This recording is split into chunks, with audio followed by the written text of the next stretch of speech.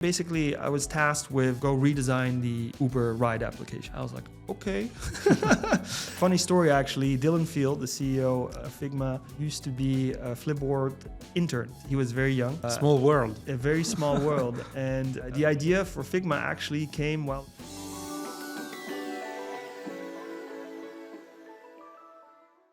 Welcome to the KLIMB Podcast. Today, we're with Didier Hilhorst, VP Design at Qonto.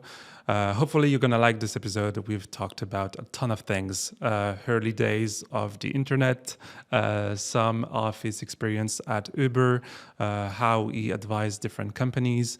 And of course, we talked about his current experience as a VP Design at Qonto, the different ways of working as a designer. Also, we mentioned the role of AI, some big tools and some big shifts we're seeing in the industry. So it was a super nice episode. I hope you like it and enjoy. First of all, thank you for being here. Happy to be here. Super happy to have you in this podcast episode of the KLIMB Podcast. I think it's called like this, where we would pretty much discuss branding topic, design, or marketing growth. I mean, it's a bit. There are a lot of different topics, and we can quickly introduce.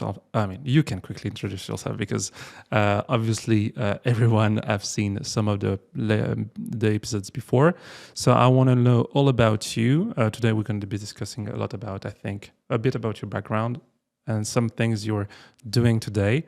And then we can just discuss, casual conversation, as we said before, about any topic you want to address. Sounds Excellent. Good? Yes. So the first thing, of course, is who are you? And pretty much where do you come from? Classic stuff. Yeah. I'm Didier.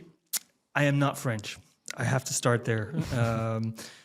Because even though my name is super French, I'm Dutch. My parents were Francophiles, I guess, and studied French, and they thought they would name their firstborn Didier and give me a very French name. It doesn't work in Dutch, nor does it work in the US, but I'll get to that later, and that might be the reason I ended up in Paris. Not entirely, but so I'm Dutch. My background, I grew up in Luxembourg, so that's where I grew up bilingual. At least I speak French. That's helpful. But I went on to study economics, which has very little to do with design, although maybe we'll get to it later. It turned out to be fairly helpful. But basically, my journey of design started when we got a computer at home, PC, one of those beautiful white, classic big boxes, and the internet. And I started to play around with websites. And for those old enough, I started using Geocities, which was a service. I don't know this one. No, it's you have to have a few gray hairs for that. But we're around 96, 97, 16, 17. Early days of the internet. Early days, yeah. You still had your modem and your dial-up, and you had to pay by minute. But that's how I kind of got into making websites very badly. And that continued. I went on to study economics, but on the side, I remember one day someone was like, hey, can you make a website? Because everyone wanted to get online as a new way of advertising things or be known or selling stuff, whatever. And I said yes. This is also when I discovered that I should never do freelance because I think I might have made €1 an hour when I actually calculate the hours spent. But so that was my side business, like someone waiting tables. I was making websites, and throughout my studies, I was doing that. But I didn't know if it was like a career. Design wasn't as advanced as it's today, and to me it was not, economics was serious, you're going to be a consultant or a banker or something that, more traditional.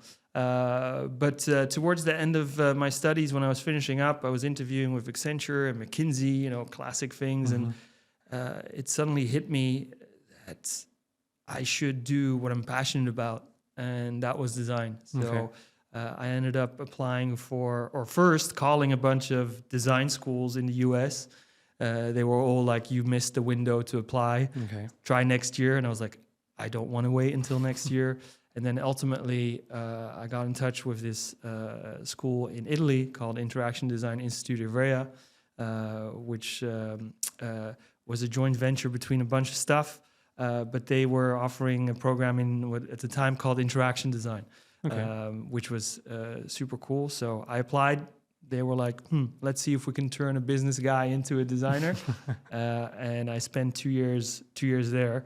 I'll speed up a little bit, and then we can get what we want to dive into. But it's during those days that I got, a note from folks at IDEO, a design consultancy in the US. Okay. It still exists. At the time, it was like, they kind of invented design thinking and whatnot. And they hired me. So I moved to San Francisco in 2006 and did a bunch of stuff there. I was at IDEO. I'm not a great consultant. I like building. I don't like decks so much. Decks can be great, but I like building stuff and shipping stuff. So I joined a startup. And that was fun. Built my first and designed my first app, and then was at Flipboard. I was at Uber for a long time. I've seen everything and nothing there, and then I have 2 kids, 2 daughters, and we were thinking about like, okay, we want to stay in the US. My wife is American. But actually, she really wanted to move. So after my journey at Uber, I was like, okay, let's see where we want to go, and it ended up being Paris. So that's and that was in 2022. So it's been 3 years thereabouts. And at first, I was kind of exploring just chilling. Actually, to be honest, I took a year just to not work for the first time ever. Turns out I don't really like not working. It's like one of those things like, did you find yourself? No, I like working. I like doing stuff. And then through mutual connections, got introduced to Steve, the CEO of Qonto, based here in Paris. And now I'm the VP design at Qonto. It's been about a year and a half. It's super fun. So nice. Anyways, I tried to keep it short. It's perfect. So I want to dive into, 3 things that came to mind. The first thing is a bit about your experience at Uber, because I feel like it's an important one. And maybe just talk to us about what was it like to work at Uber at that time, and potentially some of the biggest challenges you faced during your time at Uber. That can be interesting. And then I had a question about, because on your LinkedIn, I saw a lot of advisor position. And so I was wondering what it means pretty much. Yeah. And so what you were doing about it. And then we're going to talk about Qonto, of course. Yeah. Maybe I start with the advising, because that was actually something that I started doing before Uber and during Uber. Kind of happened nearly by chance. At first, I had some folks. First, once you're in a sort of startup environment, helping each other out is kind of a normal thing to do.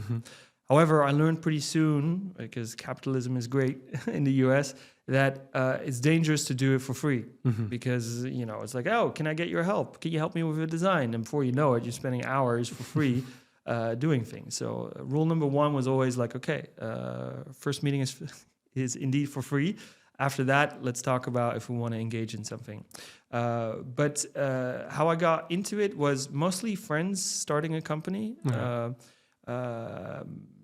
For those that maybe you remember, Mailbox was an email app back in the day, pretty early days, around 2011, 2012. And a friend of mine started that, and that's how I started helping out. And, mostly I don't ask for cash, because most startups don't have cash, but they do have equity. So, you start doing one, and then sometimes that leads into other opportunities. The funny thing was with Mailbox, I helped them out on their waiting list as well, which was at the time like this novel thing. Now we're you can sign up for waiting lists about everywhere. Mm-hmm. That's also how I got to meet the founders of Robinhood Mm-hmm. and help them out as well. And then sort of, obviously it helps to have certain names associated, and then people ask. And the fun thing was when I moved to Paris, similar things happened. So, and now, of course, I want to help out the European and French tech ecosystem. So doing that. And for me, advising is something where, I'm not going to solve their delivery problems, or I'm not going to make their company successful. They have to do that. But what I've noticed is that it can be helpful to have a soundboard, or to help with certain topics, or discuss with a fresh perspective, which is super interesting. And for me, it also gave me energy. It's nice to see founders in that 0 to 1 problem space, because maybe one day I'll start a company as well, and to see sort of A, you see how hard it is, and B, you also see that it takes a lot to find that product market fit and go for it. But it's a lot of fun, and it gives me a lot of energy too. And hopefully some of my advice is helpful, but mostly it's just having conversations. So that's on the advising. It's a good part. thing to learn in the end entrepreneurship via via other entrepreneurs without. So I also ask myself the questions: would I be a good entrepreneur or not? Because I think is it like a project of yours in some. At some point, yeah. I mean, it's always it has a certain cachet, right? Like, and it can be attractive. But I think when you see it up close, it's much harder than it's really, you have to be dedicated, and you have to also.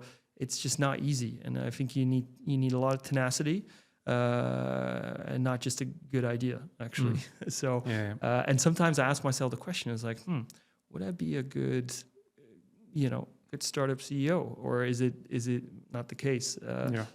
You always ask yourself the question, like, should I go into venture funding? Should I start a company? All of those things. And no, it's fun to see, but I think I tried a startup thing at some point here in France too. Didn't quite work out, but that's the thing too. Like, most startups fail, so you have to be comfortable with that. And I think. At first, I was like, you have to do it when you're young. But more and more, I'm like, what, experience can also help sometimes, and just be more chill about things, but also a little bit more knowledgeable. So we'll see. Not in the short term, but something that I've definitely been playing with. Got it. And so the two other things, of course, Uber and Qonto after that. Yeah. We could talk about Uber. I think Uber was definitely a very defining moment in my journey and my career. So I joined Uber in 2015, which it was established and had, but they hadn't gone through the crazy growth just yet. For context, I think Uber was around a little less than 2,000 people, which sounds big, but if you compare it to today, which is like more than 30,000, if memory serves well, it was still small. It wasn't public yet, and they had a good base product. What was interesting at the time that I joined is that when I got there, so Travis was still the CEO, and I'll get to the drama a little bit later. Might need more than an hour to explain all of that, so I'll keep it a little shorter. But at the time, basically, I was tasked with go redesign the Uber ride application. I was like, okay. And funny thing is, my product counterpart was Yuki Yamashita, who's currently the CPO of Figma.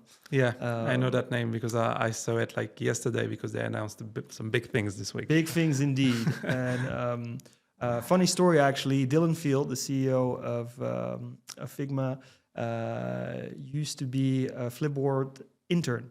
Okay. So I used to work with him when he was 17, 18, or not even, 19, I believe. Anyways, he was very young. Oh, small world. A very small world. And no, he The idea for Figma actually came while we were working on Flipboard, because he was like, the design tool seems so, because it was Sketch was kind of the tool. Yeah, it was the tool. I mean, I was using that all day. Yeah, and he was really into like, wait, how can this work better?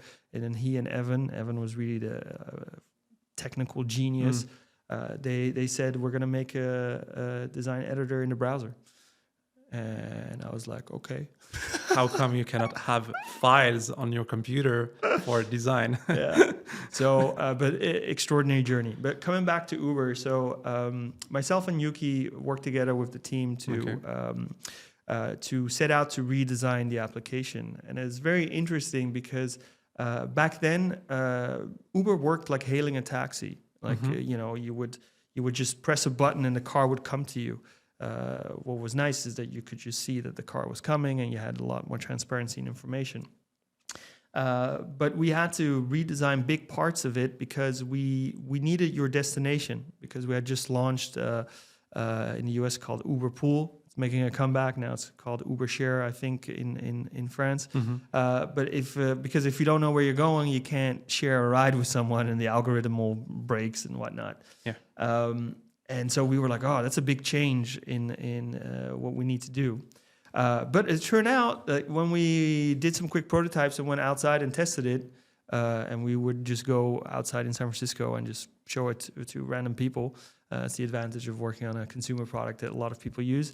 They didn't seem bothered by it all. They were like, I don't see how this is different. And we're like, how?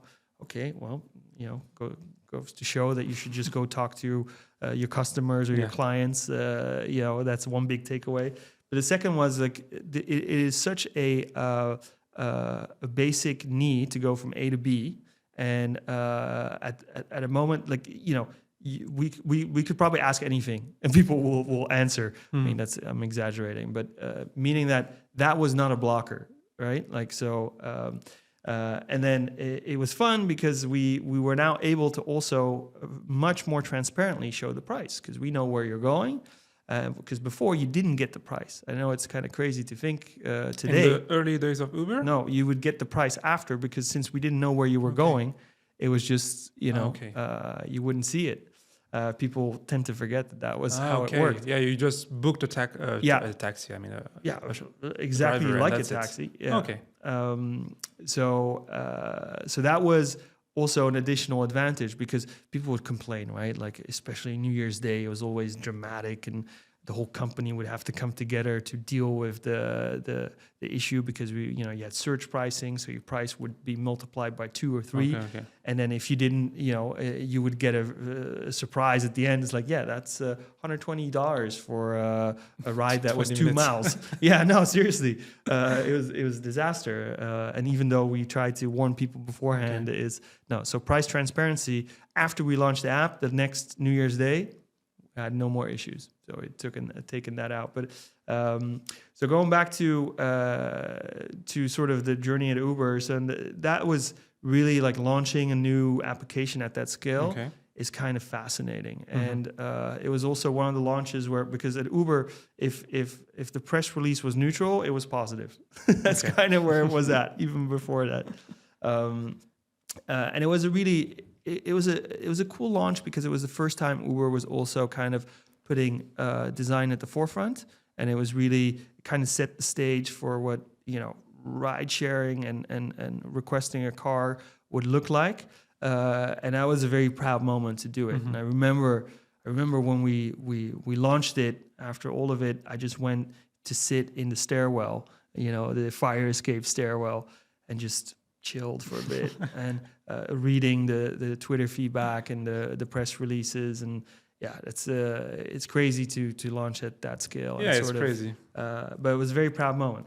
However, it didn't last long, because then as a company, Uber got a little bit in hot water. Not a little bit, a lot of drama. I do not recommend being at the front page of the New York Times every day. Do not do that. It's never good news. No, but that was a tough period. But the interesting thing is, like, I remember sitting down with a VC friend of mine and kind of wanted to just complain. It's like, oh my God, it's scandal after scandal. Everyone is leaving. Everything is in the doldrums. And yeah, it was tough. But he kind of didn't want me to mope. It's like he metaphorically slapped me in the face, and he was like, look, you have two choices, right? One, you leave like everyone else if you want. I'm sure you can get a job somewhere else in the same stock deal, so what's the big deal?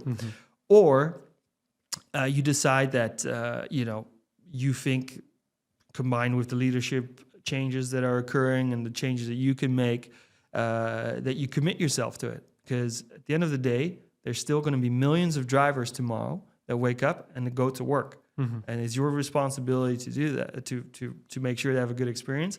And you have even more riders that are still going to need to go from A to B. I was like, okay, thank you. I just wanted to complain, but no, but it's something that I took to my team as well. It's like, either you're in it or not. And then together we can make this company just a good company without all the drama, because the base need is still there, and we're making an awesome product that people want to use. So it was, but what they say is like, rising tides lift all boats, meaning like if everything goes well, it's like, it's easy to be, a fair weather manager or take success for your designs. But it's when things get hard, that's when you learn the most. So then I would say, do not do it to the extreme way that Uber went down. But I think now, in retrospect, and having been at the company until 2022, I could see the change, right? Uber went public, and slowly but surely, that culture also shifted. But the basic product remained, the same. And I think that's a good reminder of why we do things and who we're actually doing it for, and not to get caught up in all the drama. You just need to fix it. It's a side note sometimes, but yeah, Uber was fascinating also in terms of the things I've learned. I'll give one quick example from a product perspective, which may resonate with other folks as well as they're designing products. Is we had optimized the algorithm. A routing algorithm, because it's important, because if you take a wrong turn, it's kind of annoying. And the data team had found out that it was more efficient to have a car stop in front of the light than after the light. And actually, the reason is pretty simple, because if you stop to pick someone up, stop in front of the light, you can still decide whether you go left or right. So on a street. But the issue is from a human perspective, putting yourself in the driver's seat, literally. Say you're in New York, you stop in front of the light is red, okay, great. But it turns green and the passenger needs to get in, you get honked at, or even worse. I mean, so it creates high stress. So we had a whole discussion around the trade-offs between the efficiency of the routing and the stress of the driver. And at the time, drivers weren't always the happiest with Uber sometimes. So we decided to actually prioritize the experience of the driver above certain efficiencies that we could gain. They were marginal, but at scale, everything matters. But and I'm sure folks make these trade-offs all the time. But to me, there were so many of those questions that you never think about when you're sitting in the car, but they matter. And so it was super insightful to learn about those things and how you solve problems at scale, and also building, digital products for something that is ultimately very physical. Yeah. And one thing, you talked to it about me before, but I do want to mention it, is at some point you tried a rebranding. Yes, of the app. The fun project. And this one is interesting. Let's talk about that. So Uber, like most Silicon Valley companies, I guess, at some point, rebrand and with more or less success. But this one, so at the time when I joined, Uber had its brand was just Uber written out, and it had a big U as the app icon. And then they decided to rebrand, and most of it was fairly clean, but maybe overly complicated. But one of the concepts I did really like, and I think still resonates, was sort of this concept of bits and atoms, because that's really what we do. We, like, you know, a digital product, but with physical manifestation of transportation, food, all of that stuff. However, I think ultimately we took the metaphor a little too far, and I remember we were updating the app icon, and I remember very well because when we launched it, we had the biggest backlash ever. Why? Because we changed the icon and it wasn't recognizable anymore. Like literally, it was an abstract notion of something that had no relation to Uber if you're just a customer, right? I remember it so clearly because I was at a doctor's appointment and he knew I worked at Uber. And even he was asking me, what did you do? You know, and that's when you know you screwed up. You screwed up. If your doctor asks you about design decisions, it's not a good thing. But no, the conclusion is there's, people have muscle memory, right? Like we all do it. An app icon and changing it means people can't find it anymore. And what happened is that they actually went to competitors because it was at least easier to find.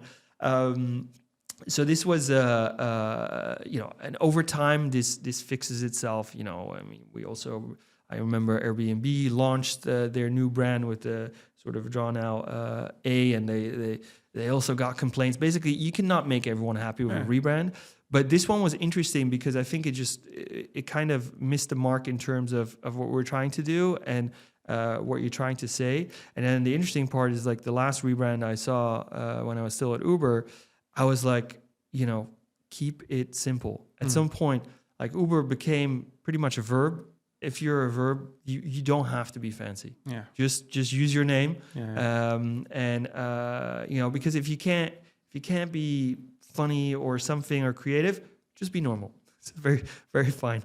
I mean, in Dutch we have a saying is like, be normal. It's strange enough, which sometimes it's just the case. And then you express there's many ways to express your brand as well, right? Like, and that's something, and we'll maybe talk about it as well at Qonto as well, is like, it's actually more interesting to look at that expression rather than to, let's change the logo. Because at some point that's just not really a thing, to be honest. So, but it was super fascinating to see. It's very easy to be in your ivory tower and think like, this is so much better. And then, if you're disconnected and you launch something and you get a big slap in the face, is a good reminder that, okay, we got to do better. But yeah, it was a tough one to swallow and deal with. But that's the fun part about being a designer too, and working with a design team is like, okay, how do we get this right? How do we make it better? How do we learn from those things? Super interesting. I mean, I feel like, some of the stories you tell is like, Netflix documentary, it's like all days of, early days of companies. It's super interesting. And it made me think about also one question I always had in my head. I've never worked like in a very big company. For me, big company is more like the biggest company I've worked with was Pendesk, and it was 650 people. Yeah. And so I don't even know how do you scale a company, let's say like Uber. It can be also Qonto, because I know you guys are a lot still today. And how does everyone have a job? I mean, like when you're in design team, I'm sure you were not alone, even if you're a builder. Oh no. No, I think, some scaling is good. Some scaling is just bad. What starts to happen is that there's first, there's always a lot more to do than actual customers or outsiders see. So that's a big thing. I was going to make a funny statement. I'm like, it's just because you're growing the amount of PMs. Every PM wants their own designer. Every PM wants their own little kingdom. And that's how it happens. No, that's not entirely true. But No, I think what starts happening is that you typically have a core product, right? And I'm sure the same was true at Spendesk, but same is true at Qonto, same was true at Uber. But then, if I look at Uber, it's like, okay, well, there's the rider app, and then there's the driver app. Of course, only the drivers see the driver app, not consumers. So people forget like half your company most of the time. Yeah, that's right. But we also at Uber had a big data design team, because we running the marketplace and all of those and the tools internally. It was pretty impressive to see, actually. So a lot was invested in there. So a big chunk of the design team was there. You could argue, do you need that? But these days you have a lot of tools that are good out of the box. Back then you didn't have that. But what starts happening too is that you as a company grows, it starts to find these new businesses too, right? Like it starts to do new things. So, at Uber, we launched a loyalty program. So suddenly you have a loyalty team. Yeah. And those need designers and this and that, and all things that support the core business ultimately. I remember we also had Uber Money, because actually Uber processes, I think, one of the companies that processes the most transactions in the world. But also we're paying our drivers. So wouldn't it be interesting to become a bank, basically? Yeah. And you start to do a lot of things to grow on top of the core business. And that's how all these teams start to grow. And you see also a bit of, more time spent. If you grow, you need to coordinate. There's just no other way of doing it. And you need to coordinate and collaborate. And sometimes you also see more specialization. It's like, okay, I am now responsible for invoicing. And then if you're a startup, first of all, you're not going to go do invoicing. You just focus on the core thing. Sometimes I ask myself the question. It's like, what would happen if we'd be half the size? Yeah. Actually, now with AI and other things that could be possible, but who knows, right? So, and it's not to say like, okay, that means there's no more jobs. It's just to say, okay, we're going to do different things, and we can think about it differently, right? So, I think it's super interesting. If I had resolved the question, I think I'd be very rich, but unfortunately not entirely. A big part of it is also just human nature of how things scale. It's a very good question, to which I have only a partial answer, unfortunately. No, it's all right. And actually, what you're talking about, it's something we discussed about with the last episode with the brand builder at Alan, and we talked about the different phases in general when it comes to big shift in the way we approach our jobs and technologies in general. So he talked about this example of, at some point you had, only the radio, and then when a TV came, all the radio was like, we're going to be dead. I mean, now there is the TV. And then after the TV, you had, let's say, the internet and YouTube. And with that, another wave of people are going to be like, internet is going to replace everything, or internet is going to replace a lot of jobs. And same thing happening with different, shifts. And I think it's exactly the same with AI these days. Most of the time when something drops, I remember like a few weeks ago when ChatGPT released their like a new engine for images, the first, LinkedIn posts were like, designers are dead, like the big thing, designers are dead just because you can generate a Ghibli image. Yeah. We've died many times. No, it's the AI question is obviously interesting.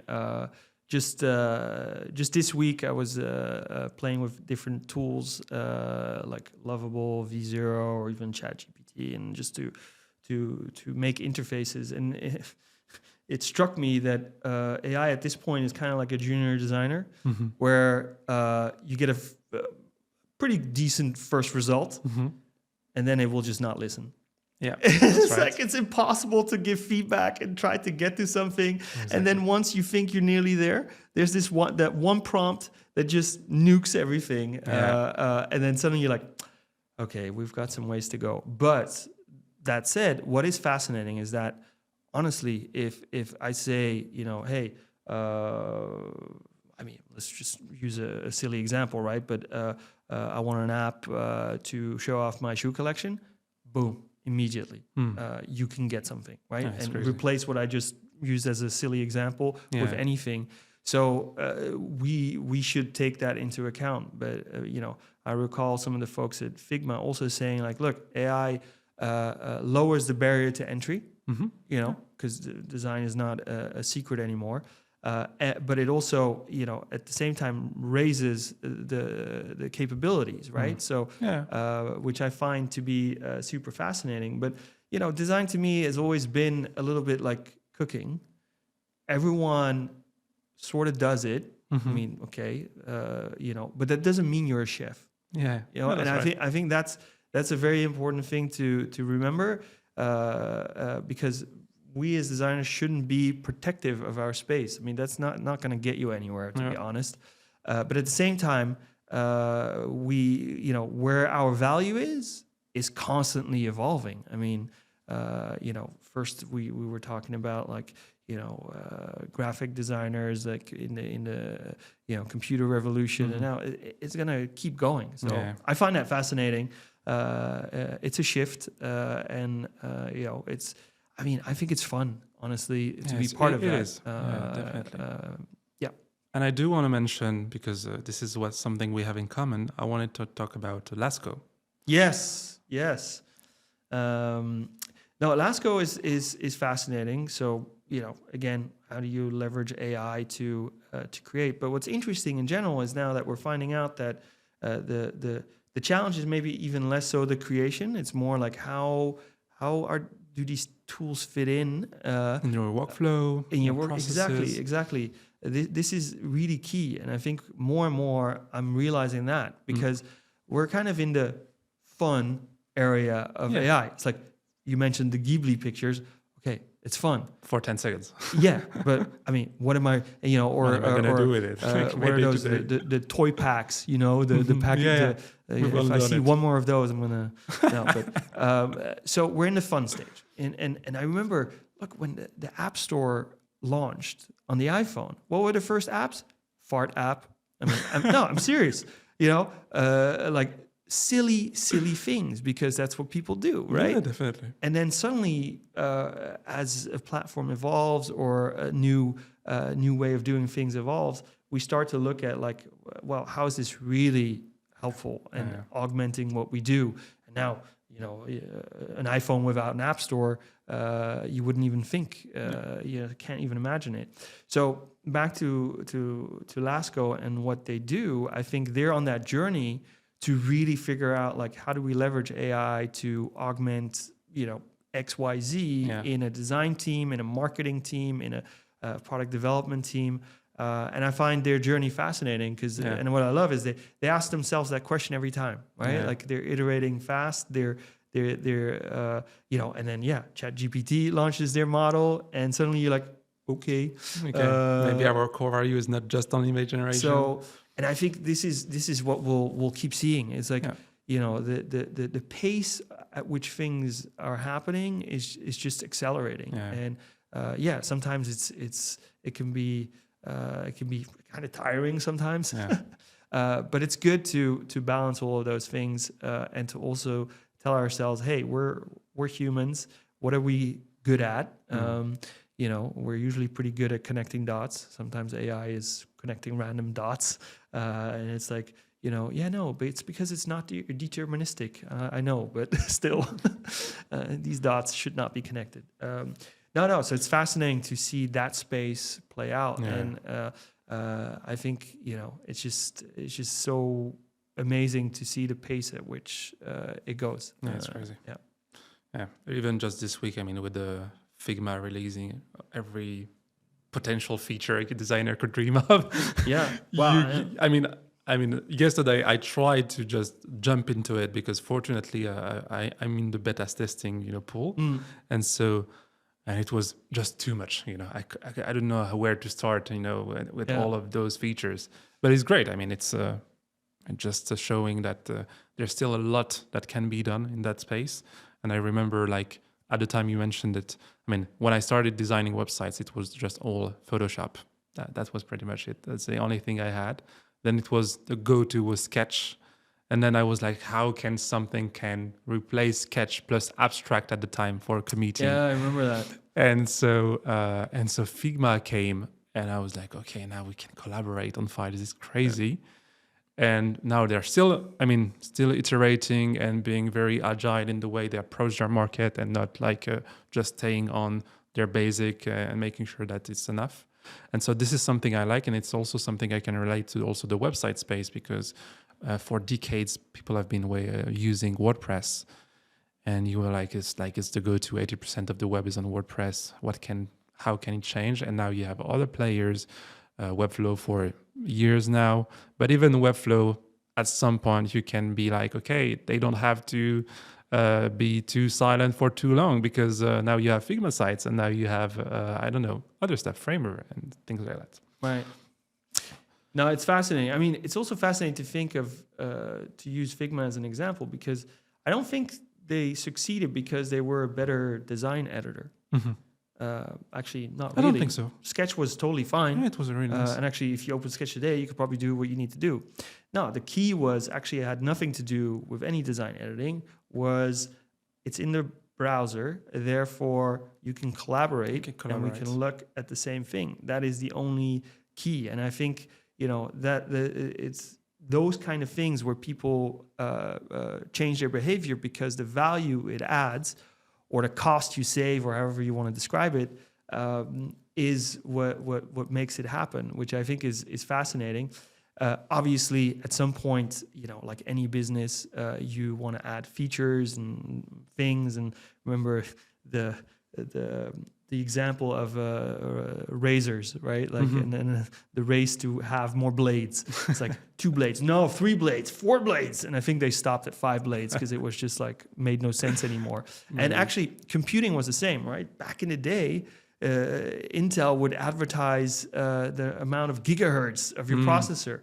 No one talks about it anymore. Yeah. So I think every time we see the evolution of things that seem to matter for a certain market and then just become obsolete or not important, because that's not what makes the difference. Yeah. I think AI is also a little bit at that stage. And obviously Figma, especially their Figma Make, the rest is, is something that obviously had to come out. But it's I don't know, I find it exciting. Lots happening. It is definitely. And so going back to, because I don't know how many minutes left we have in this room. Nor do I. Going back to the third topic I wanted to mention, of course, is Qonto, what you're doing today. And I know I wanted to mention also a rebranding you did recently. Yeah. Like, it's not something you're going to say it on the website and you're going to be like, boom, wow, it's completely new brand. But it's interesting to see at this scale of company, how do you approach also branding? Yeah. And how do you potentially standardize some things, let go of some, and how do you approach it? So it's been about 1.5 years at Qonto. So I'm like I said, I'm a VP design, and one fun fact is that we're one design team. So it's not so across everything. So that means product design, brand design, website design, UX writing, ads, socials. Yes, everything, UX research. So we're really one team, which is rarer and rarer. Although now you see a movement back to that, like Duolingo, for example, and other companies. But when you say that, just to make sure I understand, what do you compare it with? Like it's not like one designer embedded into the product team. No, it's you see a lot of separation between product design and brand design. Okay. Those two. So brand design usually sits with the marketing team, the CMO, etc., which is a totally acceptable model. But I think I find this one team to be really fascinating, because it seems a little bit random to separate between like the product and the brand. I mean, your product should be the brand, no? I mean, at least I would hope so. But for organizational and scaling reasons, sometimes that happens, right? Like, but I'm happy that at Qonto we've kept it as one team, and I think it's actually a strength of ours. So back to sort of the brand work we did, and I have to mention it's an evolution. Yeah, it's an Not- evolution. not- It's not a not a- rebranding. Yeah, you're right. Not a full-fledged rebrand. No, actually, when I arrived, I felt, I'm like, here's a strong product with a strong brand. So the first thing was, okay, if it ain't broke, don't fix it. Meaning, like, don't go do certain things that shouldn't happen. So we, as a team, we kind of looked at it and was like, okay, the watermark itself is strong. It's simple, it's effective, it works, don't touch it. So we started looking at like, okay, how are we expressing ourselves? And we were very sober and clean, but nearly too clean. We had black and white photography exclusively. We had a range of 4 pastel colors that frankly drove me nuts. So I might have had a personal preference to shift that. And then I also really wanted to evolve our illustration style. I liked it. It was sort of this isometric kind of, outline of nearly IKEA instructions. Okay, that's not the most inspiring example, but that's what it sort of very technical too, which is good. Yeah. But so we knew, okay, we want to sort of evolve our brand positioning. So we work with the marketing team of like, okay, what are sort of the how do we guide those things, and we're a lot on energy. For those that know Qonto, you probably see a rocket man here and there, and like all those things. Yeah. So we kind of wanted to move away a little bit from some of those metaphors. But so we partnered also with Qonto in the UK on this brand positioning. And then we knew we wanted to evolve those 3 items. So colors, and photography, and finally the illustrations. And all of that, overall, I would say I wanted to bring a little bit more humanity to it without losing some of the uniqueness of those things. So photography was pretty easy. It's like, hey, let's do color photography. And it's funny how that has had the largest impact internally, and hopefully also externally. Yeah. But I say internally because people were like, whoa, it's so refreshing. I'm like, and because to the outside world, this should just be something normal. But it seemed to really, it had such a big impact in how we position ourselves and how customers and an audience experiences our brand. So that was just funny. And the color was, we didn't change everything. We just like added to the color palette to have more richness and to be able to play a little bit more with depth and contrast and all of those things. And the illustration style was something, it's still recognizable, because the point was also, because you have to think about like, okay, I'm not going to implement a whole rebrand. It's so painful. I've done now a few, but it's a lot of work. And honestly, you could argue, is that true customer value at the end of the day? Sometimes it just, you need to do it and it's time. But in this case, it was really important, like, okay, if you see something from the old brand still, because updating everything is like near impossible. But if we update 80%, does it feel natural? Does it feel okay? That was also one of the goals. So just being explicit about it beforehand and saying like, hey, this is going to happen is super helpful.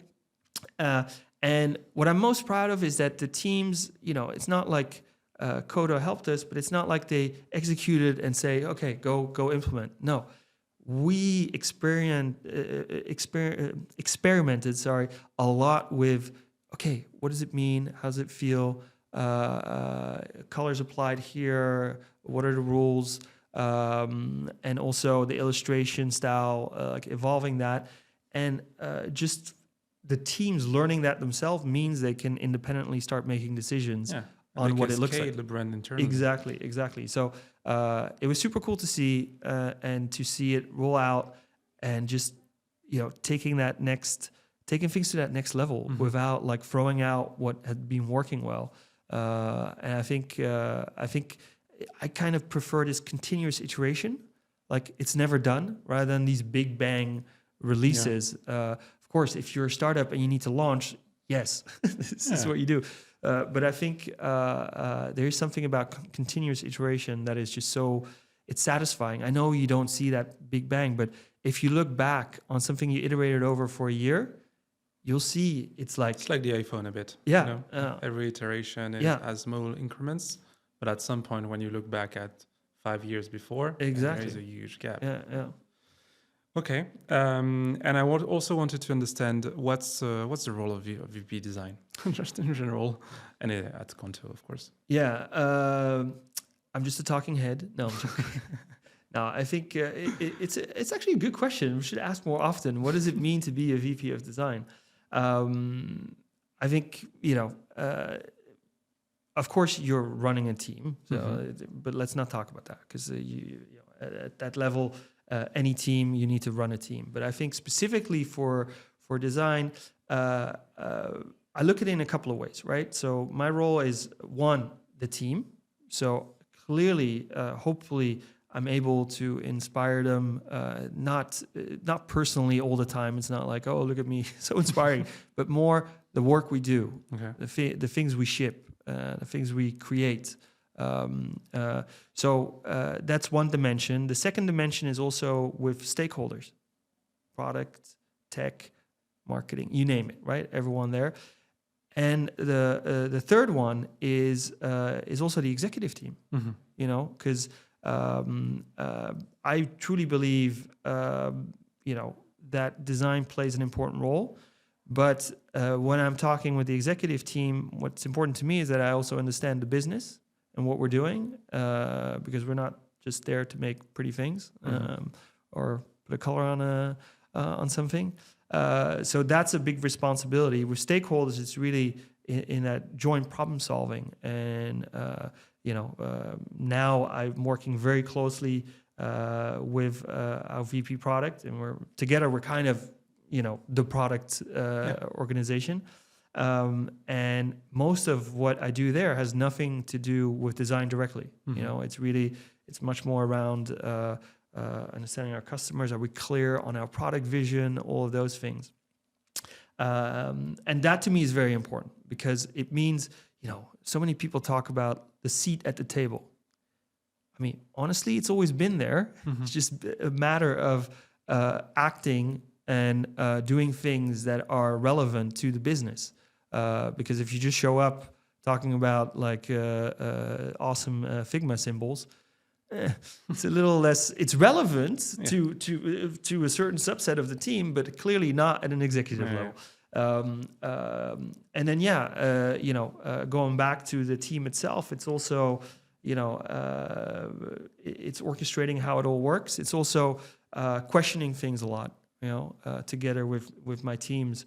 And figuring out I'm a very curious person, so and I think curiosity is if as a designer you're not curious, it's a little worrisome. But curiosity means you want to learn how something works, and there's plenty of things, even in my own team, I have no idea how they work, and sometimes that's okay. But sometimes I need to figure out how it actually works to understand and make decisions that take us forward. But yeah, I always tell people, not too often because then I look incompetent, but sometimes I have no idea what I'm doing. And I've always had that in my career. Yeah. Those moments of when you're on edge, you're like, okay, I have no idea how I'm going to solve this. But it's that commitment to solving it that is important. And this is what I also want to coach the teams on. It's like, it's okay. How do we figure this out together? And sometimes you also just need to make decisions. It's like, that or that. And then, but I'd rather make a decision or take a decision and be wrong and fix it. So, and this is I think I can completely relate on that. And I completely agree. And this was one of the best pieces of advice I received from my previous CEO. And he told us, we had someone in the team, the CTO, he wanted to go B, and the CEO wanted to go A. And at some point, there was all of those discussions about, no, I want to go A, I want to go B, and so on. And at some point, the CEO said, we're going to go A because, okay, I'm the CEO, but I want you to go A at 100, 200% as well. Because if you go at 30% of your speed, capacity, and whatever, and you still have in the head that you wanted to go with B, we're going to lose time. We're not going to do it the right way, and so on. But if we all go 100% of the team in the good direction, we're going to quickly see if we're right or if we're wrong. And I prefer to be wrong very fast and then go back to B. Yeah, fail fast. That's what they say. I agree. And we, it aligns with, values like disagree and commit. Mm-hmm. It's a bit simplistic, but that's what it comes down to. I think, and that's also why, I usually say, like, look, I might have strong convictions, but they're loosely held, mm-hmm. right? Meaning, like, I don't mind being wrong. What I mind is not advancing, not making progress. It just drives me nuts. I'm also naturally a bit impatient, which has other issues. But but yeah, as a I think we should. It'd be funny to ask a lot of VP of designs, like, what is your job? This is what I'm trying to do. No, it's a good question, because it's true that I don't wake up and ask myself, what should I be doing today? Because that's a bit much. But it's good to question ourselves on, take a step back sometimes. Yeah, what is our role? Because it's easy to go, because sometimes I talk about system 1 and system 2 thinking, so mm-hmm. fast and slow thinking. But now I've added system 0, which is literally Slack, random fires that are so satisfying, and you're like, oh yeah, I'm needed, and I'm going to solve this issue, and literally add 0 value. But it's a good question to zoom out and ask yourself that, because otherwise you're stuck in the operational, and then nothing will change, because so yeah, it's a good question. And I had 2 more questions. I don't know if we have time again, but we'll try. I had one question about you. Maybe you choose it. One question about design is really subjective a lot of the time. And how do you fight this subjectiveness? I don't know if I can say it this way, and bring some objectivity in your decisions. So that's one topic. And the other one was, how do you hire a good designer? Tips. Ooh, big questions. The first one, I would actually argue that design isn't all that subjective mm-hmm. at the end of the day, because that's called art. I know, but it's a big thing in the way also you get feedback from people. Absolutely, and that's where it's I think what's important is that ultimately you make something for customers, users, clients, whatever you name it. So. That already starts to take out a lot of the subjectivity. Mm-hmm. So to me, it also is when you ship something or you test something, you do something, if it doesn't work, it's just bad design. Mm-hmm. I don't care if the button is green, purple, blue. It's really anchored around that, like understanding like what was the problem, what are we trying to achieve with the solution. And I always used to say too, if it doesn't make sense, as in money, it doesn't make sense, as in why you're doing it, right? So, people would say like, this flow is not converting. Well, if it's not converting, it's just a bad flow, so therefore it's bad design. Mm-hmm. So I think that is very helpful to take out some of that subjectivity. Now, what's harder is like, okay, of course, there's a question of taste and things like that. But I think more and more, there's established patterns around certain things and whatnot. Those discussions can be subjective, but I think they're much less interesting than looking, because we tend to also make the mistake to sometimes bring high fidelity designs, because mm-hmm. it's so easy now, mm-hmm. to a low fidelity conversation. And what I mean by that is like, you're not trying to figure out where the button sits or what, you're trying to zoom out. So don't bring high fidelity designs to a low fidelity conversation, because that's the feedback you're going to get. And I see that mistake a lot. The other mistake is a designer will show a screen. Like, okay, but excuse me, we've been looking at this for like 15 minutes. A customer, he's going to spend a split second. What happens before, what happens after? Mm-hmm. Bring me the full flow, the context, and all of those things. And that also stops some of that subjectivity. Now, of course, you may have discussions around like, well, is this really, how we flow through it? But to me, that's less about subjectivity and more about like, okay, what is the behavior we're expecting and all of those things. I think that's the interesting part here. And I think we have so many more tools these days to remove some of that subjectivity. And yeah, if your CEO says make the button purple, then you just make it purple. No, I'm joking. But we also have to acknowledge what's really important versus what's not. And honestly, if you don't have good arguments, then clearly something was wrong in your problem statement or in the solution you brought to the table, etc. Because I find that fascinating. But yeah, luckily there's still some subjectivity left, so we can have some fun. Because if it was all cookie cutter and easy, we'd be all doing it. So I think we'll be fine for a while. Okay. And then the last one. Yeah, the last question. Hiring. How do you hire? Yeah. Good people. Piece of advice for a fellow VP design, for instance. Yeah, I think. I mean, the one thing I've always looked for is I call it diamond in the rough. Right. Mm-hmm. That's not true for every profile, but you can think of it as, okay, if I'm hiring a new designer, I don't need him to be like excellent at everything.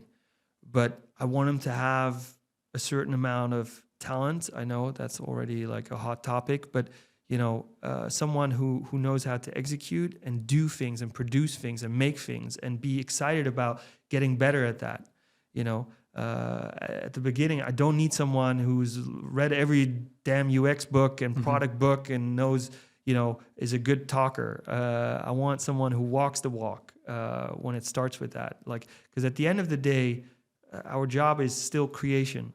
I know we have a ton of tools that make it a lot easier, but you hear this engineering says the same. Like, look, you can use all the AI you want, but if you don't understand the basic principles of coding, and in this case, design, well, how are you going to explain to a machine that this is not what you're looking for, all those things? So that is what I look for first. And I think that is a thread that goes throughout career, even switching from IC to management or things like that. At the end of the day, I still, as a VP, still care tremendously about how and what we create. Okay. And then the rest flows from there. What's the hardest in hiring is that, you have someone, you're like, okay, for ICs at least, their skills were okay, but you should never hire that person because it's very hard to fix that. It's much harder to coach someone on okay, how do I get better? How do I work within a large organization? And then the last thing maybe is just avoid assholes. No, seriously. I mean, it's especially when you're a VP design, that kind of entails that you have a larger team and that you have to work together. Yeah. So, for example, at Qonto, one of the things I did is like we would have take-home exercises. The classic one. Of course, we didn't pay you. I was like, okay, that's over in the industry. Stop. If we do it, we pay them. But I was like, look, if you take a portfolio and someone presents it, you can tease out like what they did and whatnot, right? That's sometimes the problem is like, okay, but that's easily, you can tease that out. What's much harder is like, how do you work with someone? So I said, okay, we're going to do whiteboard exercise and we'll have a designer and a product person and let's talk about a problem and find a solution. The actual solution does really not matter. Yeah. What matters is like the way. How do you work together? Because ultimately, it's very expensive when you hire someone, and suddenly, especially in Europe, and you suddenly realize, okay, they're okay, but it's just not, not a good fit. It's like, yeah, well. So, shifting so actually maybe one takeaway is like your hiring process and what you ask during during all of that and who you talk to is going to shape sort of the type of candidates you're going to get, right? So, or that you hire ultimately. So I think that's super interesting. And, it's part science, part art. A lot of it is art. And I think, you also have to be clear on sort of what type of team do I want to build? Like, what kind of people do I want? So I think it's fascinating, and even more so now that, everyone's portfolio can look pretty good because, you don't make your own sites anymore. You have like a ton of them. And I'm still waiting for the first time we're going to get fake designs from AI in the portfolio. I know it's been happening with code. I see stories here and there, but let's see. Okay. Well, thanks a lot, Didier, for the conversation. Really. Thank you. It was fun. It was super nice. I learned a ton of things. Really, thanks a lot for sharing all of that, all of those insights and so on. Thanks for watching this episode. As always, please have a look at the other ones. The KLIMB Podcast is available on all the platforms. So YouTube, Deezer, Spotify, and the others, Apple Podcasts. So have a look at those. Subscribe if you want to. I don't really care in the end. It's just if you like the content. And please, of course, share it on LinkedIn or whatever means you want. And thanks.